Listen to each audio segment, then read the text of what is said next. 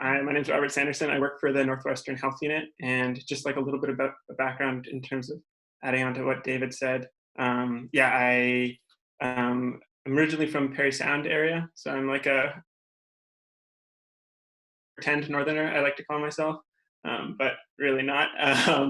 And yeah, I'm in the process of just finishing my thesis, which is looking at the health impacts of climate change in Northern Ontario, specifically talking with health professionals and seeing how they engage with climate change and their approaches to communicating climate change, and trying to see how that can improve to really motivate action towards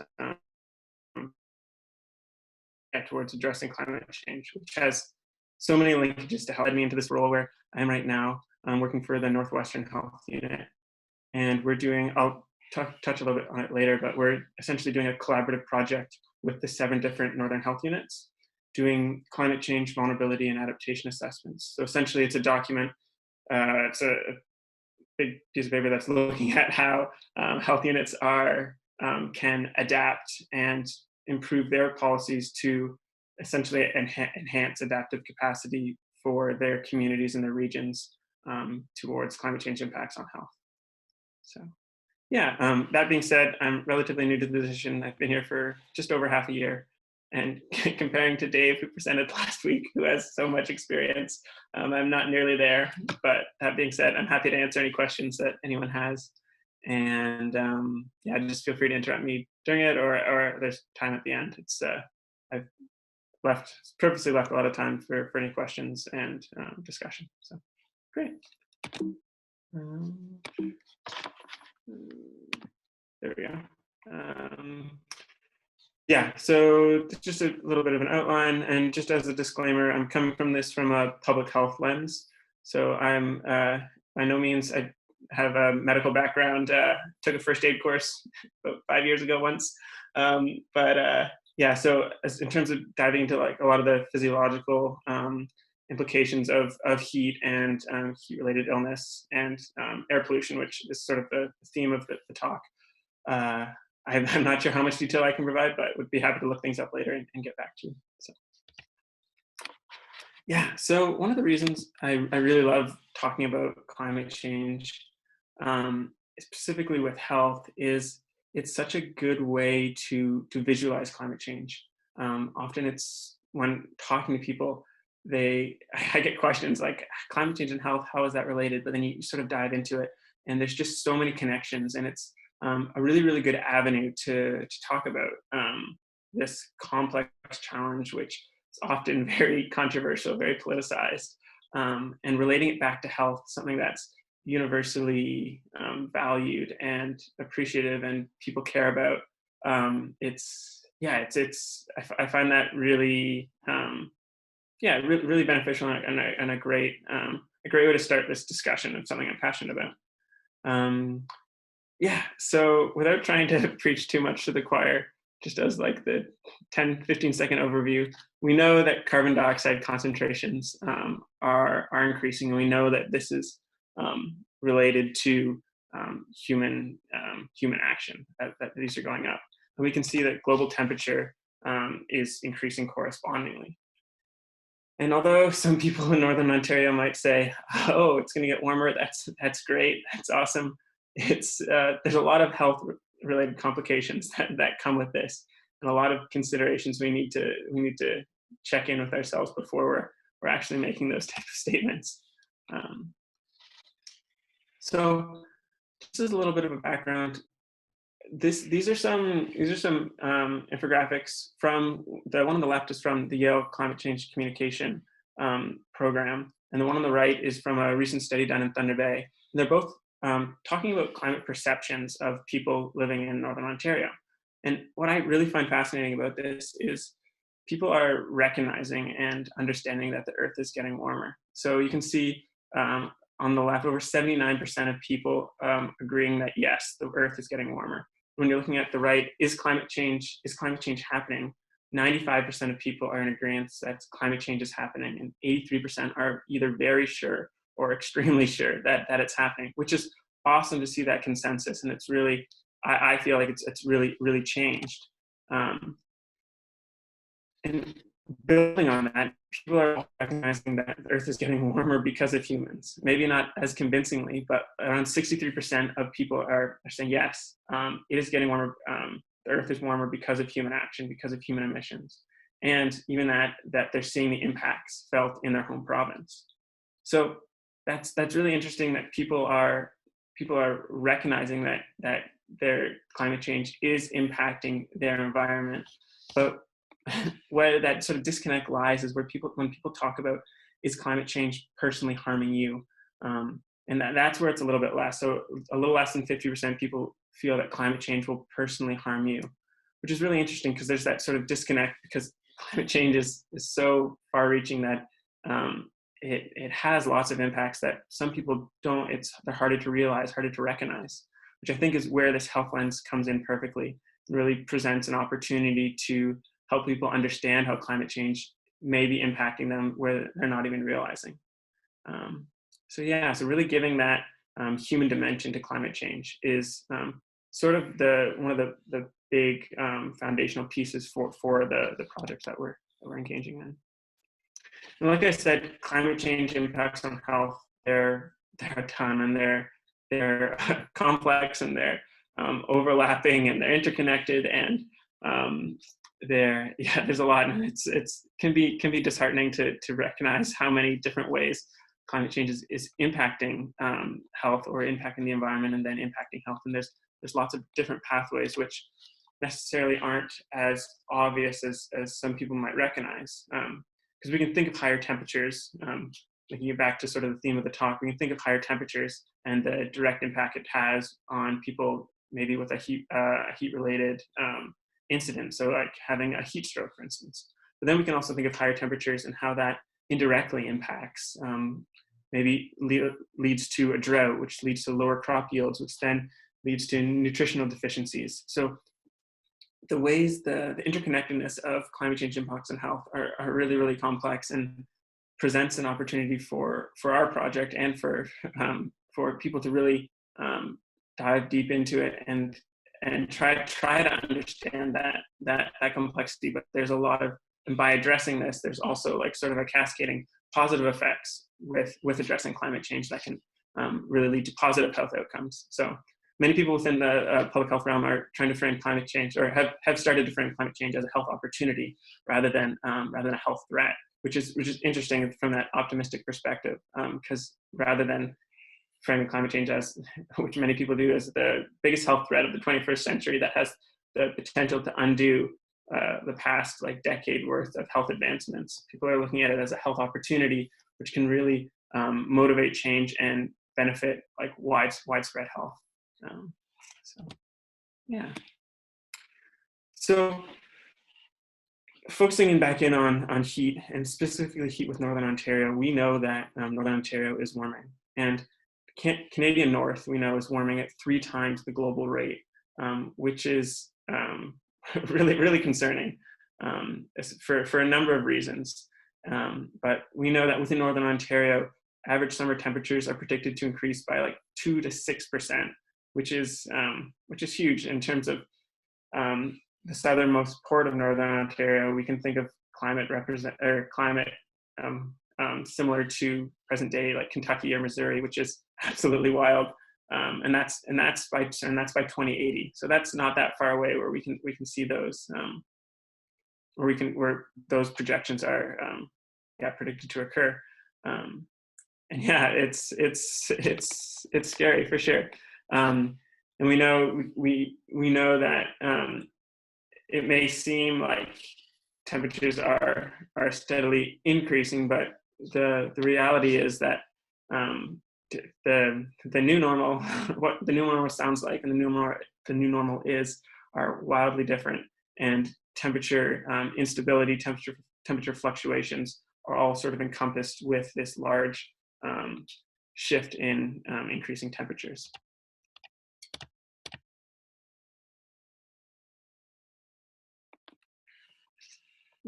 So in addition to just overall temperature increases, we need to think about some of the specific impacts that will be increased in frequency and intensity as overall temperature increases. And one of those is heat waves. So A heat wave, which defined by the Ministry of Labor, is a period of 3 days, which has exceeded 32 degrees Celsius. And if people can see my mouse, we can see that increasing from present day to all the way to 2080, the number of heat waves experienced by the North is going to increase, and it's going to increase dramatically.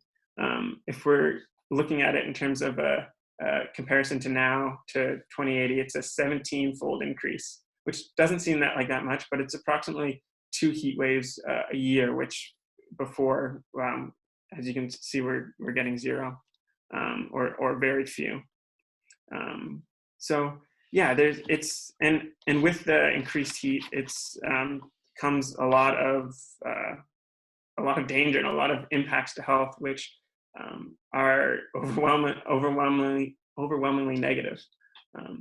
So yeah, and this in combination with many other factors really makes heat an impact that should be of concern for northern populations. Whereas I'm trying to dispel the myth that a few temperature degrees warmth would be beneficial. So one thing to consider when we're talking about climate change and heat, and it is that it's not just temperature, it's more complex than just temperature. We need to think of a number of different factors, a main one being humidity. So what it feels like and what the real temperature is often differ. And we use this heat index, which this is an American version, but can really help us understand sort of the extreme danger areas where temperature combined with relative humidity, a high relative humidity, can create conditions that are really dangerous for people to have heat stroke and these heat-related events, which I'll go into a little bit later. Yeah, that in addition to other factors which help control, such as wind, sunlight, heated surfaces, things like that, which add to the overall temperature and heat of a region. Yeah, so in terms of talking about some of the impacts, there are a lot that are specifically related to heat. And these impacts won't be evenly experienced by everyone, and the severity of the impact will differ depending on a lot of factors. But we can see that mild symptoms will overall be experienced more by a large proportion of the population, increasing up to impacts that are affecting existing chronic conditions or existing diseases such as heart disease, diabetes, and really making these conditions worse. A lot of it is through dehydration and exposure to this heat, which it really exacerbates existing conditions, many of which, so like heart and lung disease, asthma, COPD or chronic obstructive pulmonary disease, heart failure, and as I said, diabetes. So, but within that, it doesn't mean that heat waves and things like that and aren't a concern for people who are relatively healthy. They still have that ability to impact everyone, and it's similar to what we're experiencing right now with COVID-19 in terms of there's individuals who are particularly more vulnerable to the impacts of climate change and extreme heat or COVID-19, depending on what we're talking about, that will be impacted to a greater severity than the rest of the population. I'll go into vulnerability just in one sec, but I wanted to show this graph, which I find really interesting. And it's looking at historical data from days that are above 30 degrees Celsius and looking at ER visits among the 3 most northern health units, those regions. So not within health units, sorry, but within emergency rooms, within hospitals. And as we can see, so that's sort of Thunder Bay, Kenora, Timmins, anything sort of north and in and around there. Those are where this ER visit data is coming from. But it's rough, but there's a correlation with the amount of ER visits and the number of days above 30 degrees Celsius, as we can sort of see. And it's interesting because it really shows that the health impacts of climate change through heat are, or that extreme heat is impacting health, and it's impacting health in the north. And that we know that because the number of days above 30 degrees is going to increase over time, that we know that we can expect more ER visits, which is really, really interesting and a good thing to be aware of, and something that we want to prepare for and can prepare for as we go forward, which is definitely an aspect of the project that I'm working on. Yeah, so just within this, ER visits for heat-related incidents include heat exhaustion, heat stroke, heat cramps, dehydration, cardiovascular diseases, respiratory disorders, acute renal failure, but they don't include some of the more indirect impacts, such as mental health impacts, and don't include impacts such as skin cancer. So these are indirect impacts and maybe a little bit less obvious, but can still have huge effects on populations and communities. Within the mental health impacts, increased rates of depression have been linked to increased temperatures prolonged over a period of time, as well as increased rates of criminality and aggression have been observed within hot summer months. So there's sort of there's those like complex impacts, and as well linking it to something that a lot of people are unfortunately familiar with is cancer and this UV exposure, which within the north is going to dramatically increase in association with the amplification of warming that we're seeing in the north due to melting ice, less reflective surfaces, more absorption and heating. So these areas are really becoming warmer, and we can see that the rates of the projected rates of different types of cancer, there's two examples here, are projected to increase. So talking about who will be impacted, this is sort of where our project is really focusing a lot of our attention, and it's looking at that vulnerability piece. And just before I dive too deep on it, really understanding that vulnerability is constructed by a bunch of different factors, and it's not necessarily an individual's choice or way. So there's just a bunch of different factors like political, social, economic forces that really impact someone's vulnerability to the impacts of climate change. And this is it's evident in the north, where many communities, we can think of impacts such as access to care, access to health services, where many remote communities have limited access to care, really impacting their way that they experience climate change and how that impacts them and their communities. We can think of outdoor workers, seasonal workers. Across Northern Ontario, there's a higher proportion of people who are working outdoors in the bush, and they'll be impacted by climate change as heat increases. So there's a lot of different ways. We can think of elderly populations in the north, particularly by 2050, I believe it is. By 2050, the population of older adults, so anyone over the age of 65, is projected to double.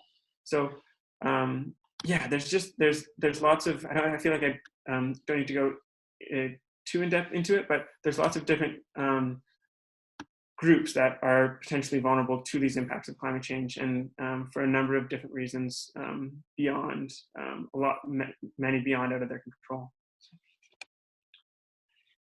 So shifting slightly towards air pollution. I'll wrap it. I'll tie everything back up and discuss a little bit more on vulnerability as we progress. But linking back to air pollution, climate change and air pollution, it's something I have trouble explaining and really making those clear linkages, because climate change and its root causes are contributing to air pollution.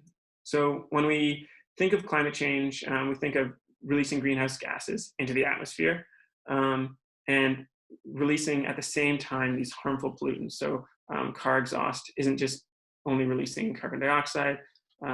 There's a bunch of nitrous oxides, volatile organic carbons, which are being released. And that, in combination with heat and sunlight, are leading to this formation of ozone. And it's a different ozone than we're thinking of the protective ozone that's in the atmosphere that protects us from UV radiation. This is ground level ozone, which is quite harmful, can lead to, is a known carcinogenic, can lead to serious respiratory complications, which is scary, and it's only amplified more by impacts of climate change as our communities, as our regions are warmed. This just makes ground level ozone formation easier. And although it's not as prominent as we would see within the north, just because there's not a lot of urban centers, and that's really where we see a bulk of this harmful ground level ozone pollution is within cities, is within these urban jungles that are really have this amplification effect.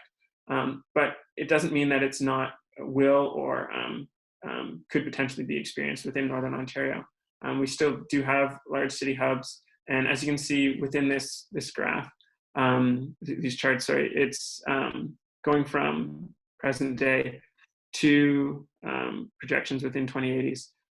The days with ozone are increasing, although it is smaller in comparison to Southern Ontario. Still increasing, and still something to definitely be aware of. And when we think of air pollution, this wildfires in particular matter are a significantly more prominent and known impact, I would say, of climate change and of air pollution in the region. So with increased heat waves, with more severe droughts, conditions become favorable for wildfires. And as we learned a lot about last week, for fires have the ability to spread fast, and the smoke that is produced can travel large distances. And so within that smoke, there's a bunch of toxic substances, which you can see sort of here on the right, none of which are great to inhale. And of particular concern is this particulate matter. So particulate matter is a product of wildfire smoke and has detrimental effects to people when breathed. Even in low amounts can cause increase the frequency of and complications with heart attacks, strokes, and is responsible for multiple deaths worldwide for a variety of reasons. Many of that is inadequate cooking facilities, which aren't ventilated properly, but in addition to these traumatic and wildfire or extreme weather events. So, and the last sort of impact I'm going to talk about is just a lot of negativity right now, a lot of sort of doom and gloom, and I'm going to try to turn that around. That's a pet peeve of mine about climate change presentations. But asthma and allergies. So we know that with warming temperatures, the growing season of pollen-producing plants has lengthened. So we can think about plants and trees who produce allergenic pollens. They have a longer window to thrive. So this is a ragweed infographic that shows, just for the Winnipeg region, 25 more days of pollen production. So that's huge. It's almost 4 weeks of it's an entire month of an elongated season, which for people who have asthma, who have existing allergies, only increases complications and makes them more susceptible to a variety of cardiovascular impacts. Yeah, another interesting impact, I guess, that I think was another with poison ivy. So increased carbon dioxide is shown to really benefit poison ivy and able to grow in a lot larger and produce a lot more compound, which is responsible for causing allergenic reactions, which which is definitely negative. But yeah, so in similar line to impacts with heat, no one is immune from the effects of air pollution. So everyone from the vulnerable to people who are less vulnerable will be impacted at some point in their lives through air pollution. And it's the frequency of these events that we need to not only consider for ourselves, but for those around us. So yeah, being conscientious and understanding that although these impacts might be not as experienced as intensely within oneself, vulnerable populations, people who are more susceptible to these sort of impacts, we need to be considerate and cognizant about. Yeah, so I will skip through these. Now I'll pick it up a little bit. So what can we do? This is the big question, and there's a lot of great resources out there. And David and Chantal shared this with me earlier this week, which they produced, which are absolutely awesome resources in terms of 2 pages, which give you a background on climate change and health, how it's impacting you, what you can do, actions, individual actions outside of outside of individual actions, and it's really interesting. So in terms of what I value as important, increasing awareness is a big one, and these documents absolutely help to do that. And if people are more aware of how climate change is impacting heat, is impacting their health, is impacting their allergies, is impacting their asthma, that they are able to better prepare for it and better monitor it. And there's a few resources out there that do a great job of this. One thing to constantly check in sort of accordance with the Weather Network, you have the Air Quality Heat Index. So we'll give you a risk rating of air quality where you are. This one's just from this morning in Thunder Bay. And yeah, so there's lots within that aspect that you can do. And these actions sort of fall into mitigation and adaptation actions. And one thing we're really focused at within our project is looking at the health co-benefits. So looking at actions that is both beneficial to the environment and health. And a lot of these co-benefits are a combination of adaptation and mitigation action. So we can think of urban forests, for instance, providing shade, providing shelter for those who maybe don't have access to cooling centers to lower overall temperatures, but as well planting trees, good for the environment, absorbing CO2, producing oxygen. So there's lots of these co-benefits. Sustainable transport, riding your bike, that's generally one of my favorite ones in terms of increasing your cardiovascular capacity, as well as lowering your CO2 emissions if you're using it for transportation. So there's lots of great actions that people can take in terms of that will benefit health as well as the environment. And that's sort of really what we're pushing within our project. So just to end off here quickly, about our project. So with the, what we're looking at is it's a collaborative project between the 7 Northern Health Units. So as you can see, health units are recognizing that climate change and health are intrinsically linked, and that the impacts are only going to get worse, and that they need to start preparing for this.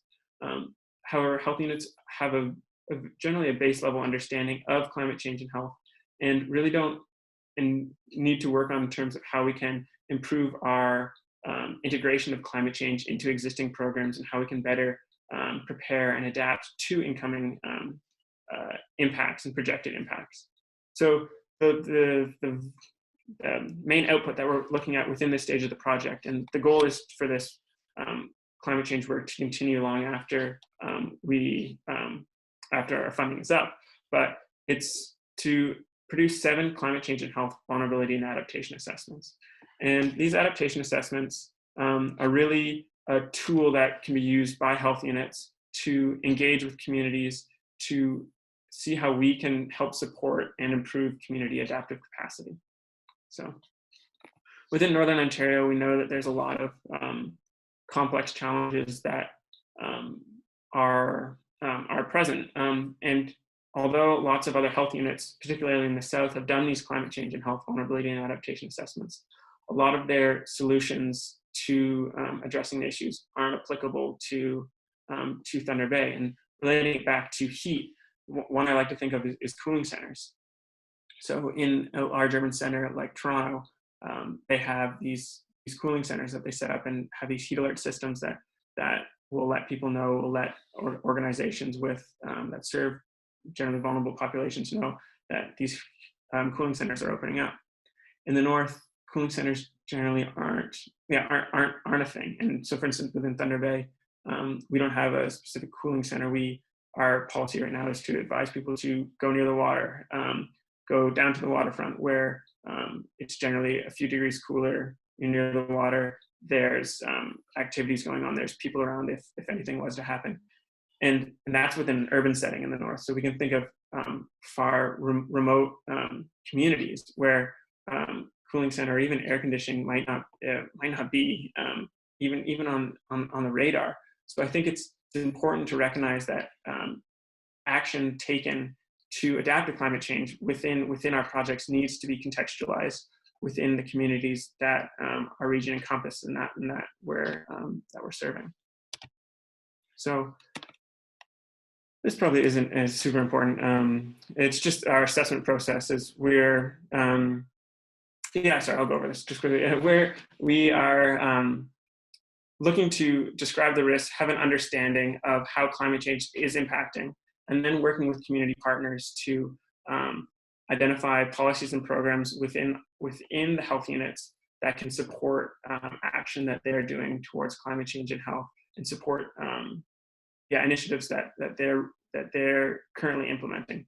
So as we're just starting up this project, we're looking to build our collaborative network and our partnerships so that we can increase internal and community capacity to adapt to climate change.